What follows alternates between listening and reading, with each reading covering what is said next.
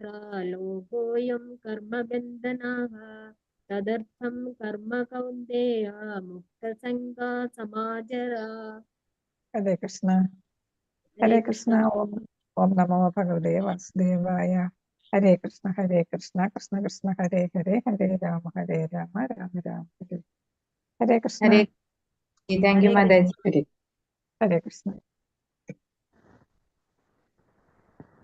हरे कृष्णा माताजी, प्रणाम माताजी। हरे कृष्ण हरे कृष्ण। ആരതി മാതാജി കേറിയിട്ടില്ലേ?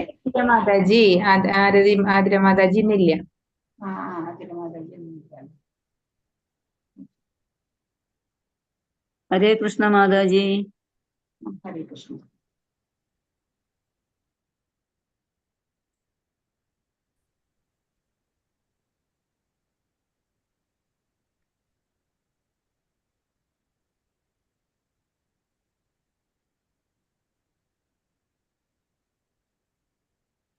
ബോഡിയെങ്കിലും കെട്ടുണ്ടായിരുന്നു, ബോഡിയെങ്കിലും കെട്ടുണ്ടായിരുന്നു.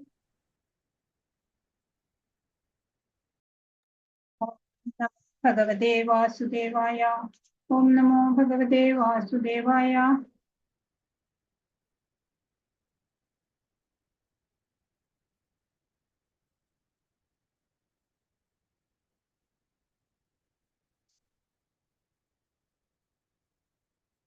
ഉമാമാതാജി ഷെയർ സ്ക്രീൻ കാണുന്നുണ്ടോ? ഉണ്ട് മാതാജി. അല്ല, നമ്മുടെ ചാപ്റ്റർ കാണുന്നുണ്ടോ? ഇപ്പൊ അല്ല, ചാപ്റ്ററിന് കാണുന്നില്ല, ഒരു സ്ലൈഡ് കാണുന്നുണ്ട്. അത് എനിക്ക് കാണുന്നില്ലല്ലോ. അത് കാണുന്നുണ്ടല്ലോ.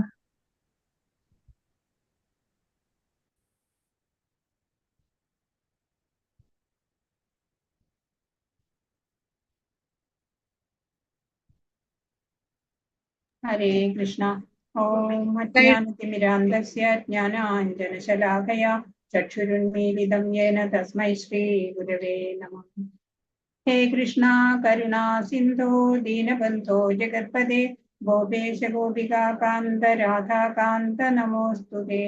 തപ്തകാഞ്ചന ഗൗരാംഗീ രാധേ വൃന്ദാവനേശ്വരി വൃഷഭാനുസുതേ ദേവി പ്രണമാമി ഹരിപ്രിയേ. നമോ വിഷ്ണുപാദായ കൃഷ്ണപ്രേഷ്ഠായ ഭൂതലേ ശ്രീമതേ ഭക്തിവേദാന്ത സ്വാമിനിധി നാമിനെ. നമസ്തേ സാരസ്വതേ ദേവേ ഗൗരവാണി പ്രചാരിണേ നിർവിശേഷ ശൂന്യവാദി പാശ്ചാത്യദേശധാരിണേ. നമോ വിഷ്ണുപാദായ കൃഷ്ണപ്രേഷ്ഠായ ഭൂതലേ ശ്രീമതേ ജയപതാക സ്വാമിനിധി നാമിനെ. നമാചാര്യപാദായ നിതായ കൃപപ്രദായിനെ ഗൗരകഥാദാമദയാ നഗരഗ്രാമധാരിണേ. ജയ ശ്രീകൃഷ്ണ ചൈതന്യ പ്രഭു നിത്യാനന്ദ ശ്രീ അദ്വൈത ഗദാധര ശ്രീവാസാദി ഗൗരഭക്തവൃന്ദ. ഹരേ കൃഷ്ണ കൃഷ്ണ കൃഷ്ണ ഹരേ ഹരേ, ഹരേ രാമ രാമ രാമ ഹരേ ഹരേ. ശ്രീ ശ്രീ രാധാ ഗോവിന്ദ് की जय, श्रील प्रभुपाद की जय, ഗുരു മഹാരാജ് की जय. ഹരേ കൃഷ്ണ. എല്ലാവർക്കും സ്വാഗതം. നമ്മള് 21 ശ്ലോകം വരെയാണ് 4-ാം അധ്യായത്തില് നോക്കിയിട്ടുള്ളത്. 22-ാമത്തെ ശ്ലോകം മുതൽ ഇന്ന് നോക്കുന്നുണ്ടാവും. കർമ്മ അകർമ്മങ്ങളെ കുറിച്ച്, കർമ്മം അകർമ്മം ഇതൊക്കെ എന്താണെന്ന് അതിനെ കുറിച്ചിട്ട് ശരിയായിട്ടുള്ള അറിവുള്ള ആളെ ബുദ്ധിമാൻ അല്ലെങ്കിൽ സ്ഥിതപ്രജ്ഞൻ, യോഗി എന്നൊക്കെ പറയാൻ പറ്റും. അപ്പൊ സ്ഥിതപ്രജ്ഞന്റെ മാനസിക തലത്തിനെ കുറിച്ചാണ് നമ്മൾ ഇവിടെ പറഞ്ഞുകൊണ്ടിരിക്കുന്നത്. അത് തുടരുകയാണ്. 22. യദൃച്ഛാലാഭസന്തുഷ്ടോ ദ്വന്ദ്വാതീതോ വിമത്സര സമസിദ്ധാവസിദ്ധൗ ച കൃത്വാഭിന നിബധ്യത്തെ. താനെ വന്നു ചേരുന്ന നേട്ടങ്ങളാൽ തൃപ്തനും ദ്വന്ദ്മുക്തനും നിർമത്സരനും ജയാപജയങ്ങളെ സമഭാവനയോടെ കൈക്കൊള്ളുന്നവനുമായ ഒരാൾ കർമ്മങ്ങൾ ചെയ്തുകൊണ്ടിരുന്നാലും അവയാൽ ബദ്ധനല്ല. സ്ഥിതപ്രജ്ഞന് എന്താണ് ആ ഉദ്ദേശം? ശരീരം നിലനിർത്തുക എന്നുള്ളത് പോലും ഒരു സ്ഥിതപ്രജ്ഞനെ സംബന്ധിച്ച് പ്രശ്നമല്ല. ഭഗവാനിൽ മാത്രമാണ് ശ്രദ്ധയുള്ളത്. ശരീരം നിലനിർത്തേണ്ടതൊക്കെ പ്രകൃതിദത്തമായിട്ട് അങ്ങനെ നടന്നോളും. ഒന്നും ലഭിച്ചില്ല എന്ന് വെച്ചാലും ഒരു യോഗിക്ക് യാതൊരു പരിഭവവും ഉണ്ടാവില്ല. സുഖം ദുഃഖം എന്നുള്ള ചിന്ത പോലും ആൾക്കുണ്ടാവില്ല. എങ്ങും ഭഗവാനെ ദർശിക്കണോ. ഒരേ ഒരു അവസ്ഥയാണ് ദ്വന്ദ്വാതീതന്. ആ യോഗിയുടെ ആ മനോനിലയാണ് പറയണേ, ആ സമചിത്തത. അതിനെ കുറിച്ചാണ് പറയണേ. കൃഷ്ണാവബോധവാനായ വ്യക്തി സ്വന്തം ശരീരം പരിപാലിക്കുന്നതിന് വേണ്ടി പോലും പ്രയത്നിക്കാറില്ല. തനിയെ വന്നു ചേരുന്ന നേട്ടങ്ങളാൽ തന്നെ തൃപ്തനാണ്. യാചിക്കുകയോ കടം വാങ്ങുകയോ ചെയ്യില്ല. അങ്ങനെ കഴിവിനനുസരിച്ച് സത്യസന്ധമായിട്ട് പ്രയത്നം ചെയ്യാം. അതുകൊണ്ട് കിട്ടുന്ന ആദായം എന്താണോ അത് മതി, അതിൽ തൃപ്തനാണ്. സ്വതന്ത്രമായിട്ട് ഉപജീവനം കഴിക്കും. കൃഷ്ണാവബോധത്തിലുള്ള തന്റെ സേവനത്തിന് മറ്റാരുടെയും പ്രവൃത്തി തടസ്സമായി തീരാൻ അനുവദിക്കുകയുമില്ല. അങ്ങനെയുള്ള ഒരാളാണ് ദ്വന്ദ്ങ്ങളിൽ നിന്നൊക്കെ മുക്തനായിട്ടുള്ള സമചിത്തത നേടിയ യോഗി. ഇപ്പൊ ഭഗവാന്റെ സംതൃപ്തിക്ക് വേണ്ടി എങ്ങനെയും പ്രവർത്തിക്കാൻ മടിക്കുന്നില്ല ആ കൃഷ്ണാവബോധവാനായിട്ടുള്ള വ്യക്തി. ദ്വന്ദ്വാതീതനായിട്ട് നിലകൊള്ളും. അതുകൊണ്ട് വിജയമായാലും പരാജയമായാലും അയാൾക്ക് കുലുക്കമില്ല. പൂർണ്ണമായിട്ട് ആ ഭഗവാന്റെ അതീന്ദ്രിയ ജ്ഞാനം ലഭിച്ച ആളാണ്. 23 യദസംഗസ്യ മുക്തസ്യ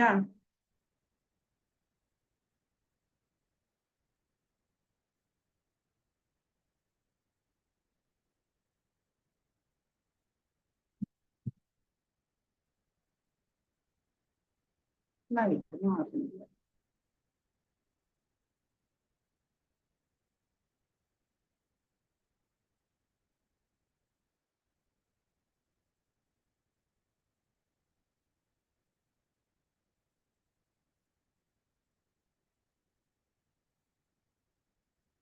ദൃഢസംഗസ്യ മുക്തസ്യ ജ്ഞാനാവസ്ഥിതചേതസ യജ്ഞായാചരത കർമ്മ സമഗ്രം പ്രവിലീയതേ. കർമ്മം ചെയ്താലും വാസനാബദ്ധനാകാത്തത് എന്തുകൊണ്ടാണ് എന്നാണ് ഇവിടെ പറയുന്നത്. ഭൗതിക പ്രകൃതിയുടെ ഗുണങ്ങളാൽ ബദ്ധനാകാതെ അതീന്ദ്രിയ ജ്ഞാനത്തിൽ പൂർണ്ണമായി സ്ഥിതി ചെയ്യുന്നവരുടെ കർമ്മങ്ങൾ ദിവ്യതയിൽ വിലയം പ്രാപിക്കുന്നു. അപ്പൊ ഭൗതികതയില് ബദ്ധനാവണില്ല, എല്ലാം ഭഗവാനായിക്കൊണ്ട് സമർപ്പിക്കാണ്. ഞാൻ എൻ്റെ എന്നുള്ള അവസ്ഥയിൽ നിന്ന് പൂർണ്ണമായി മുക്തനായിട്ടുള്ള ആളാണ്. ഈ ലോകത്തില് എല്ലാം എന്റെയാണ് എന്ന് സങ്കല്പിച്ചാൽ മതി. അപ്പൊ പിന്നെ സ്വാർത്ഥത ഉണ്ടാവില്ല. കുറച്ചു പേര് മാത്രം എൻ്റെ, ഒരു സർക്കിൾ വരച്ചിട്ട് അതിൻ്റെ അകത്തുള്ളവര് മാത്രം എന്റേത്, ബാക്കി എല്ലാവരും അന്യര്, അങ്ങനെയുള്ള ചിന്ത അത് ഒഴിവാക്കണം. ജ്ഞാനി അങ്ങനെയാണ്. പൂർണ്ണമായിട്ട് കൃഷ്ണാവബോധം ഉണ്ടാവുമ്പോഴാണ് ഈ ദ്വന്ദ്ങ്ങളിൽ നിന്നൊക്കെ ഒരാൾ മുക്തനാവണത്. അതോടെയാണ് ഈ ത്രിഗുണങ്ങൾ എന്നുള്ള മാലിന്യം, ത്രിഗുണങ്ങളാൽ ഉണ്ടാവുന്ന മാലിന്യമൊക്കെ നീങ്ങിപ്പോകും. കൃഷ്ണനുമായിട്ടുള്ള ബന്ധത്തില് തന്റെ മൂലസ്വരൂപം അറിയാം, അല്ലെ? ശാശ്വത ബന്ധം ഭഗവാനായിട്ടാണ് നമുക്ക് എല്ലാവർക്കും. കൃഷ്ണാവബോധത്തിൽ നിന്ന് അയാളുടെ മനസ്സിനെ പിൻവലിക്കാൻ സാധ്യമല്ല. അങ്ങനെ ചെയ്യുന്ന ആള് അയാൾ ചെയ്യുന്നത് എന്തും ആ ഭഗവാന് വേണ്ടിയിട്ട് മാത്രമാണ്. പരമപുരുഷനായിട്ടുള്ള ആ കൃഷ്ണനെ പ്രീണിപ്പിക്കാൻ വേണ്ടി ചെയ്യുന്നവയാണ്. അതുകൊണ്ട് തന്നെ അത് യജ്ഞങ്ങൾ എന്നാണ് അറിയപ്പെടുക. എല്ലാ പ്രവർത്തനങ്ങളും യജ്ഞങ്ങളായിട്ട് മാറും. അവയിൽ നിന്നുള്ള ആ പ്രതികരണങ്ങളോ അതും അതീന്ദ്രിയതയിൽ നിന്ന് ലഭിക്കുന്നതായ കാരണങ്ങളാൽ ഭൗതിക കഷ്ടപ്പാടുകളൊന്നും അയാൾക്ക് ഏൽക്കേണ്ടി വരുന്നില്ല. ഒരു ജ്ഞാനി അയാളുടെ സഞ്ചിത കർമ്മം പോലും ലോകസംഗ്രഹത്തിനായിട്ടായിരിക്കും. പല ആഗ്രഹമില്ല. ഭൗതികനോ അങ്ങനെയല്ല, തനിക്കിത് ചെയ്യാതിരിക്കാനാവില്ല എന്നുള്ള ഒരു ഭാവം വരണം. അല്ലാണ്ട് നമുക്ക് ബ്രഹ്മാവസ്ഥയെ പ്രാപിക്കാൻ സാധിക്കില്ല. എനിക്ക് ഇപ്പൊ എന്നും ക്ഷേത്രത്തിൽ പോണ ഒരാള് എന്താ ക്ഷേത്രത്തിൽ എന്നും പോണേ ചോദിച്ചാ പറയും, എനിക്കത് ചെയ്യാതിരിക്കാൻ സാധിക്കുന്നില്ല, അതുകൊണ്ട് ചെയ്യണു. അത്രയേ ഉള്ളൂ അയാൾക്ക് മറുപടി പറയാനുണ്ടാവുക.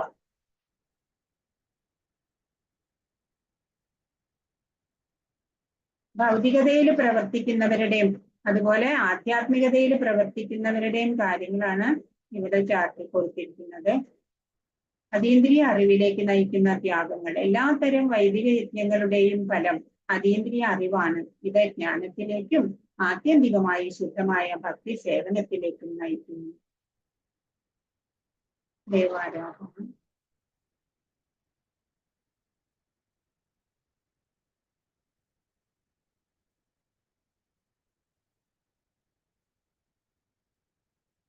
ഭഗവാനായിക്കൊണ്ടും അതുപോലെ ദേവതകൾക്കായിക്കൊണ്ട് നമ്മൾ സമർപ്പിക്കുന്ന യജ്ഞങ്ങളെ കുറിച്ചൊക്കെയാണ് ഇവിടെ പറയുന്നത്. ദേവന്മാരെ ആരാധിക്കുന്നത് കൊണ്ട്, അതുപോലെ അവ്യക്തിഗത ബ്രഹ്മത്തിനെ ആരാധിക്കുന്നത് കൊണ്ട്, എന്നാൽ ഭഗവാനെ ആരാധിക്കുന്നത് കൊണ്ട്, അതാണ് പെർഫെക്റ്റ് ആയിട്ടുള്ള യോഗികളൊക്കെ അനുഷ്ഠിക്കുന്നത്. അതാണ് നമ്മൾ ചെയ്യേണ്ട യജ്ഞം. യജ്ഞമായിട്ട് എല്ലാം ഭഗവാൻ കൃഷ്ണനായിക്കൊണ്ട് ചെയ്യണം എന്നാണ് ഇവിടെ പറയുന്നത്.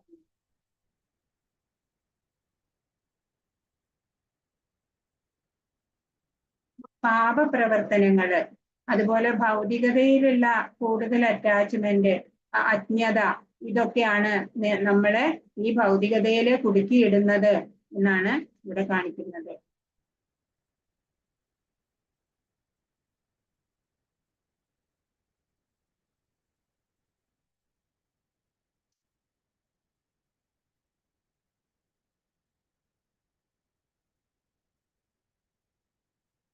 ഇരുപത്തിനാല്.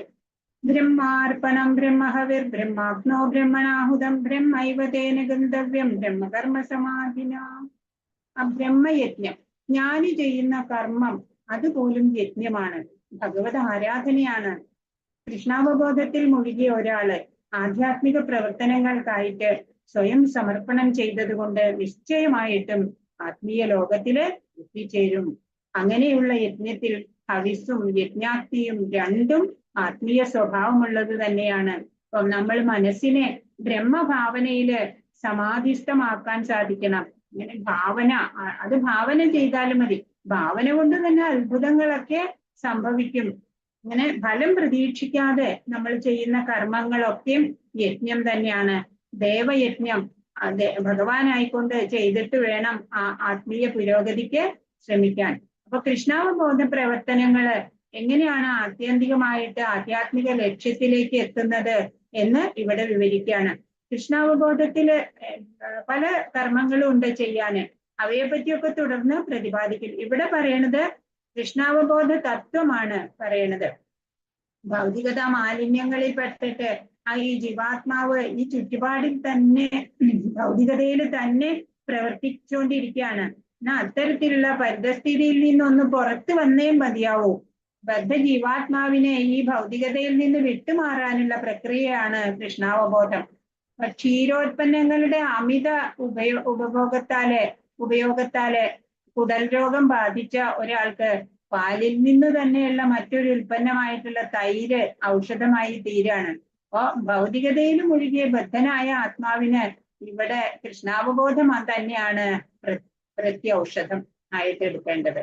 അപ്പൊ ഈ പ്രക്രിയയെ കൃഷ്ണന്റെ മാത്രം പ്രീതിക്ക് വേണ്ടി ചെയ്യുന്ന യജ്ഞം എന്നാണ് പറയുക. അങ്ങനെ ലൗകിക കർമ്മങ്ങളൊക്കെ കൃഷ്ണാവബോധത്തോടെ ഭഗവാനായിക്കൊണ്ട് അനുഷ്ഠിക്കുക. അങ്ങനെ കിട്ടുന്ന എല്ലാ ഫലങ്ങളും ആധ്യാത്മികമായി ഇരിക്കും. അപ്പൊ ബ്രഹ്മം എന്നതിന് ആത്മീയം എന്ന് തന്നെയാണ് അർത്ഥം. ആത്മീയ തന്നെയാണ് ഭഗവാനും.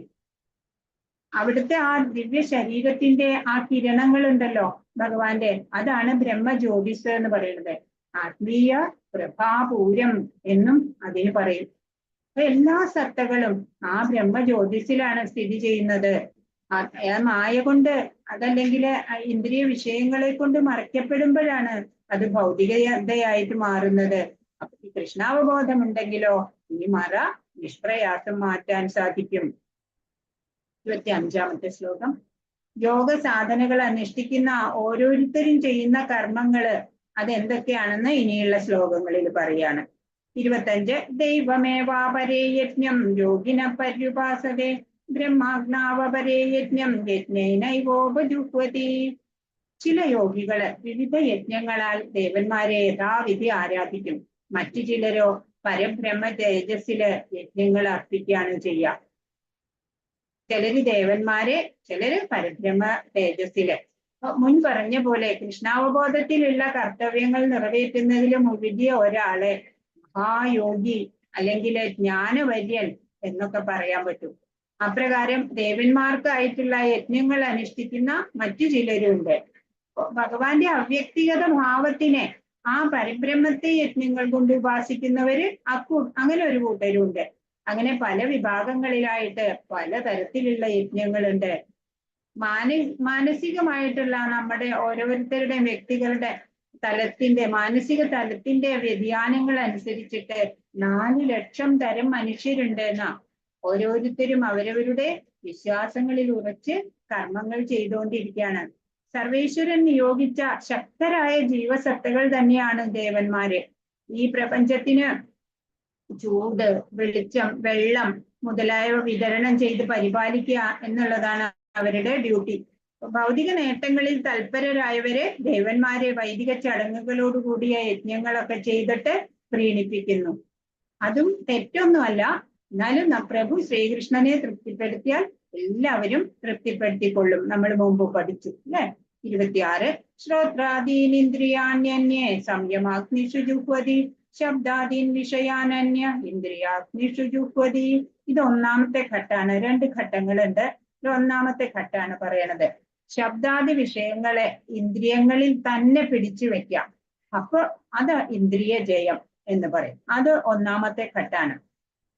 ചിലർ, അതായത് കറകളഞ്ഞ ബ്രഹ്മചാരികള് ആത്മസംയമനമാകുന്ന അഗ്നിയില് ശ്രവണ പ്രക്രിയകളെയും ഇന്ദ്രിയങ്ങളെയും ഹോമിക്കുന്നു.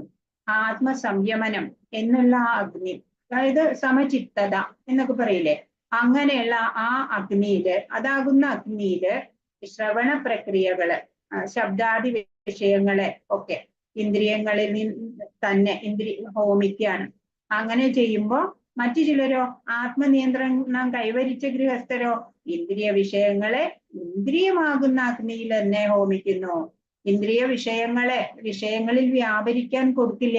അങ്ങനെ ആ വിഷയങ്ങളെയൊക്കെ ഇന്ദ്രിയങ്ങളാകുന്ന അഗ്നിയിൽ തന്നെ ഹോമിക്കുന്നു. സാധകന്മാര് പഞ്ചേന്ദ്രിയങ്ങളെയും അന്തർമുഖമാക്കി ഉറപ്പിക്കണം അല്ലേ? വിഷയങ്ങളെ സംയമനമാകുന്ന അഗ്നിയില് ഹോമിക്കണം. അനേകം വർഷങ്ങളുടെ പ്രയത്നം ഇതിനു വേണ്ടി വരും. അല്ലാതെ പറയുന്ന അത്രയ്ക്ക് എളുപ്പത്തിലൊന്നും സാധിക്കില്ല. മാനവ സമുദായത്തിലെ 4 വിഭാഗങ്ങളിലെയും അംഗങ്ങളായിട്ടുള്ള ബ്രഹ്മചാരി, ഗൃഹസ്ഥൻ, വാനപ്രസ്ഥൻ, സന്യാസി ഇവരൊക്കെ തികഞ്ഞ യോഗികളോ അതീന്ദ്രിയ ആത്മാക്കളോ ഒക്കെ ആകേണ്ടവർ തന്നെയാണ്. അതിനാണ് ഈ ആശ്രമ സമ്പ്രദായങ്ങളൊക്കെ. യോഗ ചിത്തവൃത്തി നിരോധ എന്ന് പറയും. ചിന്തകൾ കാരണമാണ് അന്തര്യാമിയായിട്ടുള്ള ഭഗവാനെ നമ്മൾ അറിയാത്തത്. അപ്പൊ ഈ ചിന്തകളെയൊക്കെയാണ് നമ്മൾ ആദ്യം നിയന്ത്രിക്കേണ്ടത്. മനുഷ്യ ജീവിതം മൃഗങ്ങൾക്ക് എന്ന പോലെ ഇന്ദ്രിയ സുഖലാഭത്തിന് വേണ്ടിയിട്ടുള്ളതല്ല. മനുഷ്യ ജീവിതത്തിന്റെ 4 ആശ്രമങ്ങള് അത് ഒരാൾക്ക് ആത്മീയ ജീവിതത്തിൽ പരിപൂർണത കൈവരിക്കാൻ വേണ്ടിയിട്ട് സംവിധാനം ചെയ്തിരിക്കുന്നതാണ്. ബ്രഹ്മചാരികള് അഥവാ വിദ്യാർത്ഥികള് വിശ്വാസ്യനായിട്ടുള്ള ഒരു ഗുരുവിന്റെ അടുക്കല് ഇന്ദ്രിയ സുഖങ്ങളൊക്കെ ഉപേക്ഷിച്ച് മനോനിയന്ത്രണം ശീലിക്കും. കൃഷ്ണാവബോധമുള്ള പരമായിട്ടുള്ള വാക്കുകൾ മാത്രമാണ് ഒരു ബ്രഹ്മചാരി ചെവിക്കൊള്ളാവൂ. അറിവിന്റെ അടിസ്ഥാന തത്വം എന്ന് പറയുന്നത് ശ്രവണാണ് അല്ലെ? അതുകൊണ്ട് ശുദ്ധ ബ്രഹ്മചാരി ഹരേർ നാമാനുകീർത്തനം, അതായത് ഭഗവാൻ നാമശ്രവണ കീർത്തനം, അതില് സദാ ഏർപ്പെട്ടുകൊണ്ടിരിക്കണം. പ്രാപഞ്ചികങ്ങളായിട്ടുള്ള ഈ ശബ്ദവീജികളൊക്കെ ഉണ്ടല്ലോ, അതിൽ നിന്നൊക്കെ ഒഴിഞ്ഞു മാറണം. ഹരേ കൃഷ്ണ എന്നുള്ള അതീന്ദ്രിയ ശബ്ദ സ്പന്ദനം അത് മനസ്സിൽ ഉറപ്പിക്കണം. ഗൃഹസ്ഥന്മാരും അങ്ങനെയൊക്കെ തന്നെയാണ്. ഇന്ദ്രിയ ഭോഗങ്ങൾ അല്പമൊക്കെ ആകാം, പക്ഷെ നിയന്ത്രണ വിധേയമായി മാത്രം അനുഭവിക്കുന്നു. ലൈംഗിക ജീവിതം, ലഹരി ദ്രവ്യങ്ങളുടെ ഉപയോഗം, മാംസാഹാരം എന്നിവയിലൊക്കെ പൊതുവെ മനുഷ്യർക്ക് താല്പര്യമുള്ളത് തന്നെയാണ്. എന്നാലോ നിയമനിഷ്ഠനായിട്ടുള്ള ഒരു ഗൃഹസ്ഥൻ എന്താ ചെയ്യേണ്ടത്? സ്വച്ഛന്തം ഇതിലൊന്നും ഏർപ്പെടില്ല. നിയന്ത്രിതമായിട്ട് മാത്രമാണ് ഇതിലൊക്കെ ഏർപ്പെടാൻ പാടുള്ളൂ. അപ്പൊ നിയന്ത്രിതനായിട്ടുള്ള ഒരു ഗൃഹസ്ഥൻ ഉത്കൃഷ്ടമായിട്ടുള്ള ആത്മീയ ജീവിതത്തിന് വേണ്ടിയിട്ട് തന്റെ ഈ ഭോഗ പ്രവണതകളൊക്കെ ബലി കഴിക്കാൻ, ത്യാഗം ചെയ്യാൻ തയ്യാറാവും. 27 സർവാണീന്ദ്രിയ കർമാണി പ്രാണകർമാണി ചാപരേ ആത്മസംയമയോഗാഗ്നൗ ജുഹ്വതി ജ്ഞാനദീപിതേ. ഇതൊക്കെ നമ്മൾ ഈ പറയണ അത്രയല്ലേ എളുപ്പമില്ല, അതൊന്നും കണ്ടറിയേണ്ടതല്ല, ഇതൊക്കെ അനുഭവത്തിൽ വരേണ്ടതുണ്ട്. യോഗികൾക്കൊക്കെ ഇത് സാധിച്ചിട്ടുള്ളതാണ്. അതിനെ സവികൽപ്പ സമാധി എന്നാണ് ഇതിൽ പറയാ. ആത്മസാക്ഷാത്കാരം നേടുന്നതിൽ തൽപരരായ മറ്റു ചിലർ ഇന്ദ്രിയങ്ങളുടെയും മനസ്സിന്റെയും നിയന്ത്രണത്തിലൂടെ എല്ലാ ഇന്ദ്രിയ പ്രവർത്തനങ്ങളെയും പ്രാണപ്രവർത്തനങ്ങളെയും നിയന്ത്രിതമായ മനസ്സാകുന്ന അഗ്നിയിൽ ഹോമിക്കുന്നു. അപ്പൊ ഇന്ദ്രിയ ജയം നേടുക, ഉള്ളിലുള്ള ആത്മപ്രകാശം അത് അനുഭവപ്പെടും. ആ അഗ്നിയില് ഇന്ദ്രിയ പ്രവർത്തനങ്ങളും പ്രാണപ്രവർത്തനങ്ങളെയും ഒക്കെ ഹോമിക്കാൻ സാധിക്കും. മനസ്സിന്റെ ആ ചലനം ഉണ്ടല്ലോ, ആ ചലനം നിൽക്കുമ്പോൾ ഒപ്പം തന്നെ പ്രാണന്റെ ചലനവും നിൽക്കും എന്നാണ്. ശാന്തമായിരിക്കുമ്പോ പ്രാണായാമത്തിലൂടെ ഉറക്കത്തിൽ അത് സ്വാഭാവികമായി സംഭവിക്കുന്നുണ്ട്.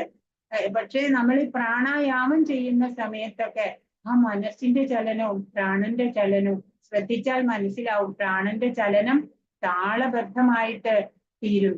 അങ്ങനെ മനസ്സ് ശാന്തമാവും. ചില യോഗികളൊക്കെ 20 മിനിറ്റ് നേരം പോലും പ്രാണനെ നിശ്ചലമാക്കാൻ കഴിവുള്ളവരുണ്ട്. അവര് പ്രാണനിരോധം അവർക്ക് വശമാണ്. പതഞ്ജലിയുടെ യോഗ പദ്ധതിയാണ് ഇവിടെ സൂചിപ്പിക്കുന്നത്. പാതഞ്ജലി യോഗസൂത്രത്തിൽ ആത്മാവിനെ പ്രത്യേകാത്മാ പരാഗാത്മാ എന്ന് 2 വിധത്തിൽ പറയുന്നുണ്ട്. ഇന്ദ്രിയ സുഖാകൃഷ്ടനായിരിക്കുമ്പോൾ ആത്മാവ് പരാഗാത്മാവ് എന്ന് വിളിക്കപ്പെടുന്നു. എന്നാൽ അതേ ആത്മാവോ ഇന്ദ്രിയ സുഖങ്ങളിൽ നിന്ന് പിന്തിരിയുമ്പോൾ പ്രത്യേകാത്മാവ് എന്നറിയപ്പെടും. ശരീരത്തിനുള്ളിൽ പ്രവർത്തിക്കുന്ന 10 വിധ വായുക്കളുടെ പ്രവർത്തനങ്ങൾക്ക് വിധേയനാണ് ആത്മാവ്. ആ പ്രവർത്തനങ്ങൾ ശ്വസന വിധാനത്തിലൂടെ പ്രത്യക്ഷപ്പെടുകയും ചെയ്യും. ആത്മാവിന്റെ ഭൗതിക ആസക്തികളെ ശുദ്ധീകരിക്കാൻ വേണ്ട വിധത്തിലാണ് ശരീരവായുക്കളുടെ പ്രവർത്തനങ്ങളൊക്കെ വേണ്ടത്. അതിനെ അനുകൂലമാക്കണം. ശരീരവായുക്കളുടെ പ്രവർത്തനങ്ങളെ സാങ്കേതികമായിട്ട് എങ്ങനെ നിയന്ത്രിക്കാം എന്നുള്ളതാണ് പാതഞ്ജല യോഗം നിർദ്ദേശിച്ചു വരുന്നത്. ഈ യോഗ പദ്ധതി പ്രകാരം പ്രത്യേകാത്മാവത്രേ ആത്യന്തിക ലക്ഷ്യം. അതാകട്ടെ ഭൗതിക വിഷയങ്ങളിൽ നിന്ന് തികച്ചും പിന്മാറലാണ്. കുറച്ച് ടഫാണ് അല്ലെ ഇതൊക്കെ മനസ്സിലാക്കാൻ. ആദ്യം ടഫായിരിക്കും മനസ്സിലാവാൻ. അടുത്തത് 28ാമത്തെ ശ്ലോകം. ദ്രവ്യയജ്ഞാസ്തപോ യജ്ഞ യോഗയജ്ഞാസ്തഥാ പരേ സ്വാധ്യായജ്ഞാനയജ്ഞാശ്ച യതയ സംശിതവ്രത. യജ്ഞം ഏത് രീതിയിൽ ചെയ്യുന്നു എന്നതിനനുസരിച്ചിട്ട് അവയ്ക്ക് ഓരോ പേരുകൾ നൽകിയിട്ടുണ്ട്. ദ്രവ്യയജ്ഞം, തപോയജ്ഞം, ജ്ഞാനയജ്ഞം, അങ്ങനെ. സ്വയം പ്രതിജ്ഞാബദ്ധരായി ചിലർ തങ്ങൾക്കുള്ളതെല്ലാം ത്യജിച്ച് ബോധദീപ്തരാവുന്നു. മറ്റു ചിലർ കഠിനമായ തപശ്ചര്യകൾ അനുഷ്ഠിച്ചും അഷ്ടാംഗ യോഗ പരിശീലനത്താലും അതീന്ദ്രിയ ജ്ഞാന പുരോഗതിക്കായുള്ള വേദാധ്യയനത്താലും ഈ അവസ്ഥ കൈവരിക്കുന്നു. ചെറിയ ഫലങ്ങള് ഭഗവാൻ ഈ യജ്ഞം ചെയ്യുന്നതിലൂടെ ചെറിയ ഫലങ്ങൾ ഇങ്ങനെ നൽകിക്കൊണ്ടിരിക്കും. അത് ലഭിക്കുമ്പോൾ നമ്മൾ കൂടുതൽ ദൃഢനിശ്ചയത്തോടെ യജ്ഞം അനുഷ്ഠിക്കാൻ നമുക്ക് ഉത്സാഹം ഉണ്ടാവും, ഉത്സുകരായി തീരും നമ്മള്. ഈ യജ്ഞങ്ങള് പല വിധത്തിലാണ്. വിവിധ ദാനകർമ്മങ്ങൾക്കായി കൈവശമുള്ളതൊക്കെ വിനിയോഗിക്കും ചിലവര്. ഭാരതത്തിൽ ധനികരായിട്ടുള്ള വ്യവസായികളും രാജാക്കന്മാര് ഒരിക്കൽ ധർമ്മശാല, അന്നക്ഷേത്രം, അതിഥിശാല, അനാഥാലയം, വിദ്യാപീഠം എന്നിവയൊക്കെ ഇങ്ങനെ നടത്തി വരാറുണ്ട്. ആശുപത്രികളും വൃദ്ധമന്ദിരങ്ങളും ദരിദ്രർക്ക് സൗജന്യമായ ചികിത്സ, വിദ്യാഭ്യാസം, ആഹാരം, ഇത്തരത്തിലുള്ള ധർമ്മസ്ഥാപനങ്ങളും ഒക്കെ എല്ലാ രാജ്യങ്ങളിലും ഉണ്ടായിരിക്കും. അങ്ങനെ ഈ പ്രവർത്തനങ്ങളെ ഒക്കെ ദ്രവ്യമയ യജ്ഞം എന്നാണ് പറയാ. ഭഗവാന്റെ പ്രതിനിധിയായിട്ട് നമ്മൾ ഇത് ചെയ്യുന്നു എന്ന് മാത്രം, അല്ലാണ്ട് ഞാനാണ് ചെയ്യുന്നത് എന്നല്ല. ചിലര് ജീവിതോത്കർഷത്തിനോ പ്രപഞ്ചത്തിൽ തന്നെയുള്ള ഉപരിലോകങ്ങൾ നേടാനോ ചാന്ദ്രായണം, ചാതുർമാസ്യം തുടങ്ങിയ വ്രതങ്ങളൊക്കെ സ്വമേധയായെടുക്കും. ഈ പ്രക്രിയകൾക്ക് കർക്കശ നിബന്ധനകൾ അനുസരിച്ച് ജീവിക്കാമെന്ന് ശപഥം ചെയ്തിരിക്കണം. ഉദാഹരണമായിട്ട് ചാതുർമാസ്യ വ്രതം എടുക്കുന്ന ആള് കൊല്ലത്തിൽ 4 മാസമാണ് അല്ലെ, ജൂലൈ മുതൽ ഒക്ടോബർ വരെ ക്ഷൗര്യം ചെയ്യാൻ പാടില്ല. ചില പ്രത്യേക ആഹാരങ്ങൾ ഭക്ഷിക്കാനോ ദിവസത്തിൽ 1-ലേറെ തവണ ആഹാരം കഴിക്കാനോ വീടിന് പുറത്തിറങ്ങാനോ പാടില്ല. ഇങ്ങനെ ജീവിത സുഖങ്ങളൊക്കെ ഉപേക്ഷിക്കുന്നതാണ് തപോമയ യജ്ഞം. അപ്പൊ വേറെ ചിലര് പാതഞ്ജല യോഗ പദ്ധതി പോലെ ഹഠയോഗം, അഷ്ടാംഗയോഗം എന്നിവയിലൊക്കെ ഏർപ്പെടും. അപ്പൊ ചിലർ തീർത്ഥയാത്രകൾ നടത്തും. ഭൗതിക ലോകത്തിലെ പൂർണ്ണത നേടാൻ ചെയ്യുന്ന ഇവയൊക്കെ യോഗയജ്ഞങ്ങൾ എന്നറിയപ്പെടും. വൈദിക സാഹിത്യം, ഉപനിഷത്തുക്കള്, വേദാന്ത സൂത്രങ്ങള്, സാഖ്യ ദർശനം എന്നിവ വായിച്ചു പഠിക്കുന്നവരായിട്ടുള്ളവരുണ്ട്. അവര് സ്വാധ്യായ യജ്ഞമാണ് ചെയ്യണത്. പഠന യജ്ഞത്തിൽ മുഴുകലാണ് ഇത്. ജീവിതോത്കർഷത്തിന് സിദ്ധിക്ക് വേണ്ടിയിട്ട് വിശ്വാസപൂർവ്വം വിവിധ യജ്ഞങ്ങൾ അനുഷ്ഠിക്കുന്നവരാണ് ഈ യോഗികളൊക്കെ. നേരിട്ടുള്ള ഭഗവത് സേവനമായതുകൊണ്ട് ഇവയിൽ നിന്നെല്ലാം വ്യത്യസ്തമാണ് കൃഷ്ണാവബോധം. ഇങ്ങനെയുള്ള യജ്ഞങ്ങളെക്കാളൊക്കെ ഉപരി ഏതാണ്? കൃഷ്ണാവബോധം. ഭഗവാനായിക്കൊണ്ട് ഭക്തിയുത സേവനം ചെയ്യുക. ഭഗവാൻ കൃഷ്ണനാണ് സർവേശ്വരൻ, സർവലോക മഹേശ്വരൻ എന്നറിഞ്ഞുകൊണ്ട്. യോഗാനുഷ്ഠാനത്തിലെ പ്രധാന വിഭാഗമാണ് പ്രാണായാമം. അതിനെ കുറിച്ചാണ് അടുത്ത് 29. അപാനേ ജുഹ്വതി പ്രാണം പ്രാണേ പാനം തഥാ പരേ പ്രാണാപാനഗതി രുദ്ധ്വാ പ്രാണായാമപരായണ അപരേ നിയതാഹാര പ്രാണാൻ പ്രാണേഷു ജുഹ്വതി.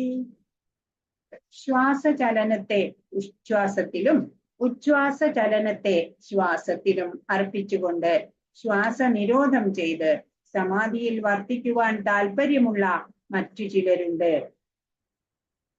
ഇപ്രകാരം അവർ ശ്വാസത്തെ പൂർണ്ണമായും നിർത്തി അവസാനം സമാധിസ്ഥരാകുന്നു.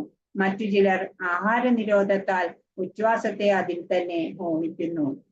പ്രാണ അപാന വായുക്കളെ നിയന്ത്രിച്ചിട്ട് അതിന് അപാന വായുവില് പ്രാണവായുവിനെ ഹോമിക്കാം. തിരിച്ചും, അതായത് പ്രാണവായുവില് അപാനവായുവിനെ ഹോമിക്കാം. അങ്ങനെ പരസ്പരം ഒന്ന് മറ്റൊന്നിലേക്ക് ഹോമിച്ചുകൊണ്ട് അങ്ങനെ ചെയ്യുന്നതും ഒരു യജ്ഞം തന്നെയാണ് എന്നാണ് പറയുന്നത്. ഇപ്പൊ ലൗകികർക്ക് അറിയില്ല ഈ ഹൃദയം എന്ന് പറഞ്ഞ, ഈ ഹൃദയം എന്ന് പറഞ്ഞാൽ നമ്മൾ സയൻസ് പറയണ ഹാർട്ട് അതല്ല ഹൃദയം. അത് അവ്യക്തം എന്നാണ് അതിനെ പറയുക തന്നെ.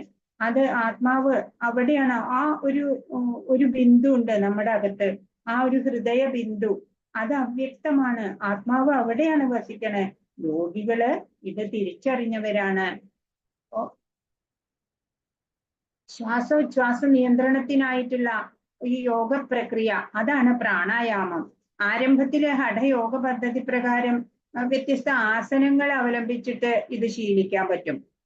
ആത്മസാക്ഷാത്കാര പുരോഗതിക്ക് വേണ്ടിയിട്ടും ഇന്ദ്രിയ സംയമനത്തിന് വേണ്ടിയിട്ടും ഈ യോഗം ചെയ്യുന്നുണ്ട്. ഹഠയോഗമൊക്കെ ശരീരത്തിലുള്ള വായുവിനെ നിയന്ത്രിച്ചിട്ട് തിരിച്ചുവിടുക ഓരോ ഭാഗത്തേക്ക്. അതാണ് ഇവിടെ നടക്കുന്നത്. അപ്പോ പ്രാണൻ, അപാനൻ, വ്യാനൻ, ഉദാനൻ, സമാനൻ എന്നൊക്കെ പഞ്ചപ്രാണങ്ങള് അല്ലെ. അപ്പോ ഏറ്റവും മെയിൻ ആയിട്ടുള്ള പ്രാണൻ എന്ന് പറഞ്ഞാൽ ആ പ്രാണൻ ഒന്ന് തന്നെ ഉള്ളൂ. അതിന്റെ പ്രവൃത്തികളുടെ അടിസ്ഥാനത്തില് വിവിധ പേരുകൾ കൊടുത്തിരിക്കണമെന്ന് മാത്രം. അപ്പൊ ആത്മസാക്ഷാത്കാര പുരോഗതിക്ക് വേണ്ടിയിട്ടും ഇന്ദ്രിയ സംയമനത്തിനായിട്ടും നിർദ്ദേശിച്ചിട്ടുള്ളതാണ് പറഞ്ഞു ഈ പ്രക്രിയ ഒക്കെ അല്ലെ. അപ്പൊ ശരീരത്തിലുള്ള വായുവിനെ അങ്ങനെ തിരിച്ചുവിടുക.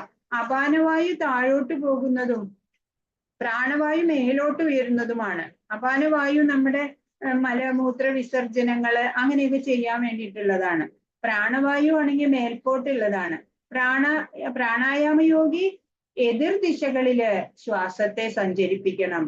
രണ്ട് പ്രവാഹങ്ങളും തുല്യമായിട്ട് പൂരകം എന്നുള്ള സ്ഥിതി കൈവരിക്കുന്നത് വരെ അതിനെ തുടരണം. ഉച്ഛ്വാസം ശ്വാസത്തിൽ അർപ്പിതമാകുമ്പോൾ രേചകം എന്നും വായുപ്രവാഹങ്ങൾ രണ്ടും സ്തംഭിക്കുമ്പോൾ കുംഭകയോഗം എന്നും പറയും. ഈ കുംഭകയോഗം പരിശീലിച്ചിട്ട് ആത്മസാക്ഷാത്കാര പൂർണ്ണതയ്ക്കായിട്ട് ജീവിത ദൈർഘ്യം കൂട്ടാൻ സാധിക്കും. ബുദ്ധിമാനായ ഒരു യോഗി അടുത്ത ജന്മത്തിന് കാത്തിരിക്കാതെ ഈ ജന്മത്തിൽ തന്നെ പൂർണ്ണത കൈവരിക്കാൻ ആഗ്രഹിക്കുന്നു. അപ്പോ കുംഭക യോഗ പരിശീലനം കൊണ്ട് യോഗി തന്റെ ജീവിതത്തിന്റെ ദൈർഘ്യം അനേകം വർഷങ്ങളായി വർദ്ധിപ്പിക്കുന്നു. കൃഷ്ണാവബോധം വന്ന ഒരാൾക്കോ എപ്പോഴും അതീന്ദ്രിയ അവസ്ഥയിലാണ് അല്ലെ, ഭഗവത് സേവനത്തിൽ മുഴുകിയിരിക്കുകയാണ്. അപ്പൊ സ്വാഭാവികമായിട്ട് തന്നെ ഇന്ദ്രിയ നിയന്ത്രണം സാധിക്കും. എപ്പോഴും തന്നെ എല്ലായ്പ്പോഴും തന്നെ കൃഷ്ണന്റെ സേവനത്തിൽ ഏർപ്പെട്ടിരിക്കുന്ന അയാളുടെ ഇന്ദ്രിയങ്ങൾക്ക് മറ്റൊരു കർമ്മത്തിലും ചെന്നുപെടാൻ സാധിക്കില്ല. അതുകൊണ്ട് ജീവിതാവസാനത്തില് കൃഷ്ണന്റെ അതീന്ദ്രിയ ആ തലത്തില് സ്വാഭാവികമായിട്ട് ആ ഭക്തൻ എത്തിച്ചേരുക തന്നെ ചെയ്യും.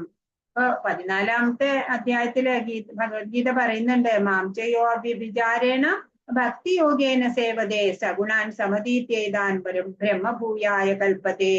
ആ ഭഗവാന്റെ കലർപ്പില്ലാത്ത ആ ഭക്തിയുടെ സേവനത്തിൽ ഏർപ്പെടുന്ന ഒരാള് പ്രകൃതിയുടെ ത്രിഗുണങ്ങളെ എല്ലാം അതിക്രമിച്ചിട്ട് ക്ഷണേന ആത്മീയ തലത്തിലേക്ക് ഉയർത്തപ്പെടും എന്ന്.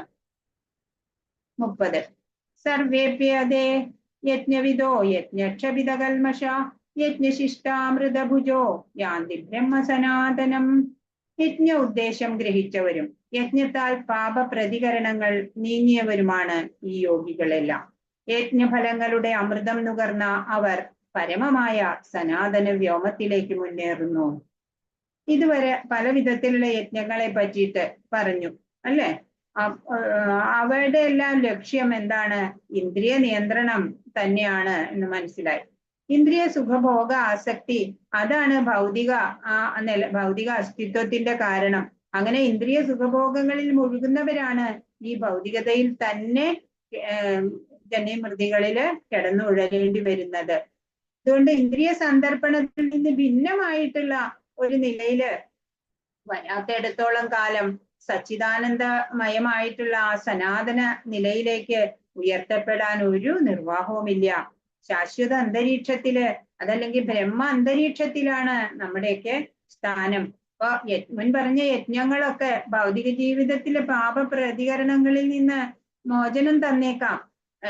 ജീവിതത്തിൽ പുരോഗമിച്ച ഒരാൾക്ക് ഈ ജന്മത്തില് സന്തുഷ്ടനും ഐശ്വര്യവാനുമായിട്ട് സാധിക്കാം. അതും വേണം. അവസാനം അവ്യക്തിഗത ബ്രഹ്മത്തിൽ ലയിച്ചിട്ടോ അല്ലെങ്കിൽ ഭഗവാന്റെ സഹവാസം നേടിയിട്ടോ ശാശ്വതമായിട്ടുള്ള ദൈവ സാമ്രാജ്യത്തില് പ്രവേശിക്കുകയും സാധിക്കണം. അതാണ് നമ്മുടെയൊക്കെ ഉദ്ദേശം.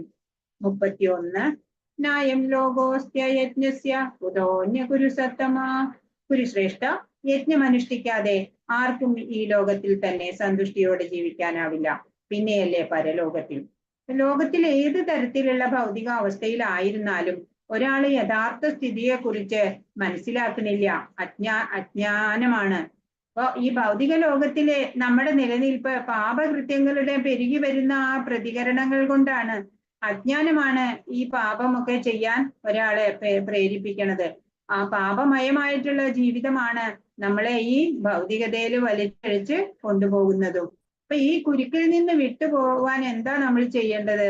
മനുഷ്യജന്മം, ധർമ്മം, സാമ്പത്തിക മേന്മ, നിയന്ത്രിതമായിട്ടുള്ള ഇന്ദ്രിയ സുഖഭോഗം, അവസാനമായി ക്ലേശങ്ങളിൽ നിന്ന് പൂർണ്ണമായി മോചനം നേടാനുള്ള ഉപായം എന്നിങ്ങനെ വഴികൾ നിർദ്ദേശിച്ചിട്ട് രക്ഷപ്പെടാനുള്ള പല മാർഗങ്ങള് വേദങ്ങള് നിർദ്ദേശിച്ച് തരുന്നുണ്ട്. അപ്പോ ധർമാചരണം, മുൻ പറഞ്ഞ വിവിധ യജ്ഞങ്ങള്, അതൊക്കെ നമ്മുടെ സാമ്പത്തികമായിട്ടുള്ള പ്രശ്നങ്ങള് പരിഹരിക്കാൻ ഉതകും. അപ്പോ നമുക്ക് യജ്ഞങ്ങൾ കൊണ്ട് നമുക്ക് പലതും കിട്ടും എന്ന് പറഞ്ഞു അല്ലേ. വെളിച്ചം, വെള്ളം, ഭക്ഷണം, ഇതൊക്കെ നമുക്ക് പ്രകൃതിയിൽ നിന്ന് നമുക്ക് കിട്ടുന്നുണ്ട്.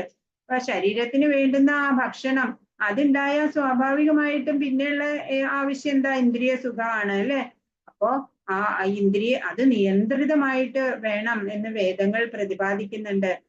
ക്രമേണ അങ്ങനെ ഒരാള് ഭൗതിക ബന്ധനത്തിൽ നിന്ന് മോചനത്തിലേക്ക് ഉയർത്തപ്പെടും. അപ്പോ ഇന്ദ്രിയ നിയന്ത്രണങ്ങൾ വേണം. ആ ഇന്ദ്രിയങ്ങളെയൊക്കെ ആത്മസംയമനമാകുന്ന ആ അഗ്നിയിൽ ദഹിപ്പിക്കണം അല്ലെ. ഇന്ദ്രിയ സംയമനം വേണം എന്ന് പറഞ്ഞു. ഇനി 32 പല യജ്ഞങ്ങളെ പറ്റി പറഞ്ഞു കഴിഞ്ഞു. ഇനി ഭഗവാൻ പറയുന്നു, ഏവം ബഹുവിധാ യജ്ഞ വിദധാ ബ്രഹ്മണോ മുഖേ കർമ്മജാൻ വിദ്ധിതാൻ സർവാനേവം ജ്ഞാത്വാ വിമോക്ഷ്യസേ. പല വിധത്തിലുള്ള ഈ യജ്ഞങ്ങളെല്ലാം വേദസമ്മതങ്ങളാണ്. ഇവയെല്ലാം വിവിധ കർമ്മങ്ങളിൽ നിന്നുളവായവയുമാണ്. ഈ സത്യം മനസ്സിലാക്കിയാൽ നിനക്ക് മുക്തി നേടാം. അപ്പൊ ഫലത്തെ പ്രതീക്ഷിച്ച് കർമ്മം ചെയ്താല് അത് യജ്ഞമാവില്ല. ഫലത്തെ പ്രതീക്ഷിക്കാതെ ചെയ്യണം. മുൻപ് വിവരിച്ച പോലെ പലതരത്തിലുള്ള പ്രവർത്തകർക്ക് അനുയോജ്യമായ വിധത്തിലെ പലതരത്തിലുള്ള യജ്ഞങ്ങൾ വേദങ്ങൾ പറഞ്ഞിട്ടുണ്ട്. മനുഷ്യര് ശാരീരിക അവബോധത്തിൽ മുഴുകിയിട്ടാണ് ഉള്ളത്. അപ്പോ ആ യജ്ഞങ്ങളൊക്കെ ശരീരം കൊണ്ടോ മനസ്സുകൊണ്ടോ ബുദ്ധി കൊണ്ടോ അനുഷ്ഠിക്കാവുന്ന വിധത്തിലാണ് വിഭാവനം ചെയ്തിട്ടുള്ളതും. എന്നാലോ അവയുടെ എല്ലാം അന്തിമമായിട്ടുള്ള ലക്ഷ്യം ശരീരത്തിൽ നിന്നുള്ള മുക്തിയാണ് താനും. ഇത് ഭഗവാൻ ഇവിടെ സ്വയം വ്യക്തമാക്കി തരികയാണ് ചെയ്യണത്. കർമ്മയജ്ഞത്തോടൊപ്പം ജ്ഞാനയജ്ഞം കൂടി വേണമെന്ന് അടുത്ത ശ്ലോകം പറയുന്നു. ശ്രേയാൻ ദ്രവ്യമയാദ്യജ്ഞാത് ജ്ഞാനയജ്ഞപരം തപ സർവം കർമാഖിലം പാർത്ഥ ജ്ഞാനേ പരിസമാപ്യതേ. 33-ാമത്തെ ശ്ലോകം. ഹേ ശത്രുഞ്ജയ, ദ്രവ്യയജ്ഞത്തെക്കാൾ ശ്രേഷ്ഠമാണ് ജ്ഞാനയജ്ഞം. ഹേ പാർത്ഥ, സർവകർമ്മത്യാഗങ്ങളും ഒടുവിൽ ചെന്നെത്തുന്നത് ദിവ്യജ്ഞാനത്തിലാണ്.